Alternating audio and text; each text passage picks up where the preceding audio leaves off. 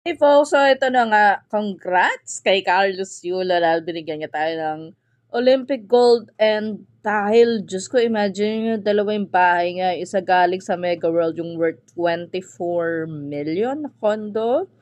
That is in BGC. Then we have another one from the Philippine Olympics Committee. Ayan, antayin lang natin mag-focus. So, yan, nakikita niya financial abuse. 'Di ba? So, mas parang pa-trending pa ngayon kaysa kay Carlos Yulo yung nanay niya. Bakit? Kasi nakakaloka. Ang malungkot na family story ni Carlos Yulo. So, ayon nga dito, ito yung summary.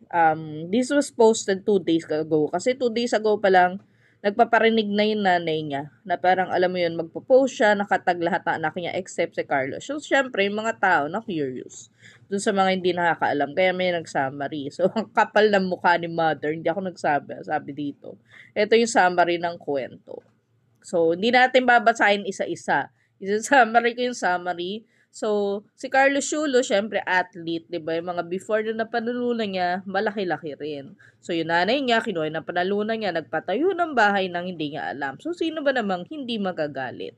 'Di ba? So, ayan nga, sabi diyan na malala nga doon hindi nakapangalan kay Carlos Yulo. So, imagine mo 'yan, 'di ba? So, yung nanay niya, tinakwil siya dahil nagalit siya. So, what the hell, 'di ba? So, ano bang ginagawa ng nanay niya ngayong Olympics? Nakakaloka. Ang unang, ako papansin ninyo, yung Angelica Yulo, yeah, magpaparinig siya na parang, wow, Japan. Alam mo yun, na parang yung Japan pa yung pinagbabalaki niya. Then, sa December kasi, merong batang Pinoy na, palaro sa may, it's a national competition for, well, batang Pinoy. 'Di ba? In different sports sa may Palawan. So, kapag inampon ka kasi ng LGU to represent them, kasi I think they're from Manila eh. Pero pag inampon sila na ibang LGU, they would get allowances and stuff. So, yun. Gusto niya ipaampon yung mga anak niya sa ibang LG para mag-represent sa ibang LGU para may cash. So, ayan yung mga sinasabi, oh. Bakit girlfriend lang sa Olympic page sa bio data na athletes girlfriend yung nakalagay as family. Diba? In fairness, diba, sa girlfriend ni Carlos. Sana magtagal sila. Mga comments. Yan, even sa post-competition interview niya. Kasi nga naman, bakit mo ipipilit yung yung sarili mo sa pamilyang, oh my God, bawal sa TikTok tong word na to. WINA lang yaka. Yan. So, oh my God, kawawa. I mean, kawawa in a way, but I guess that's why binibless siya ni Lord. Dahil, ayan. Mga comments, kakalimutan. Yung mga kapatid ni Carlos Yulo nagkakalimutan.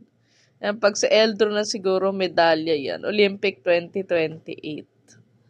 'Di ba? So, ito pala, yung mga kamag-anak din ni Carlos, kampilat sa nanay niya. And I think, yun yung kamag-anak din siguro sa side na nanay niya.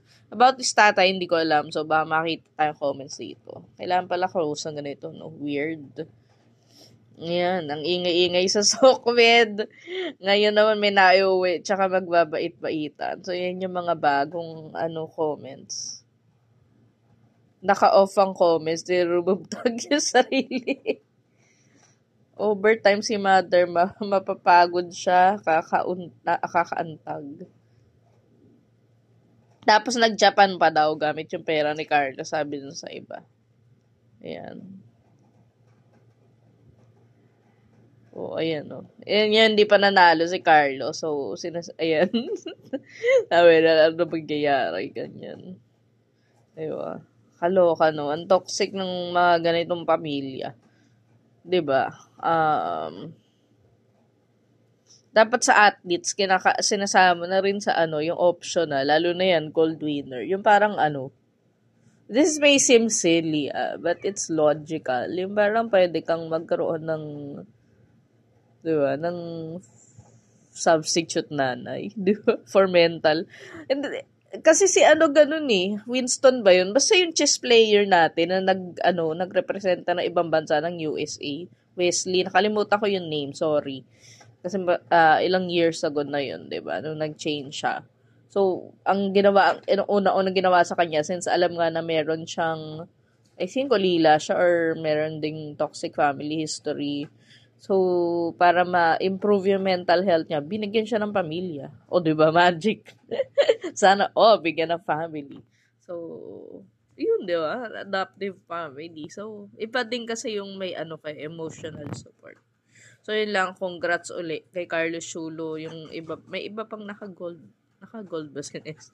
Sorry, hindi ako updated Pero congrats kahit hindi man naka-gold yung athletes natin na iba. Syempre, yung pagte-training, yung represent, di ba? I'm sure you made our country proud. At sana, yung mga sa bansa, yung mga Olympics Cameroon, 'di ba? Ayusin nyo para hindi na lumipat yung athletes natin sa ibang bansa. 'Di ba? Ipakita nyo yung support nyo sa kanila, 'di ba? Siyempre tao lang din 'yan 'Di ba? As much as they don't want to be, patriotic and everything, kundi hindi nyo sila in-appreciate, lilipat 'yan at mawalan tayo ng talent. 'Yun. Yan lang.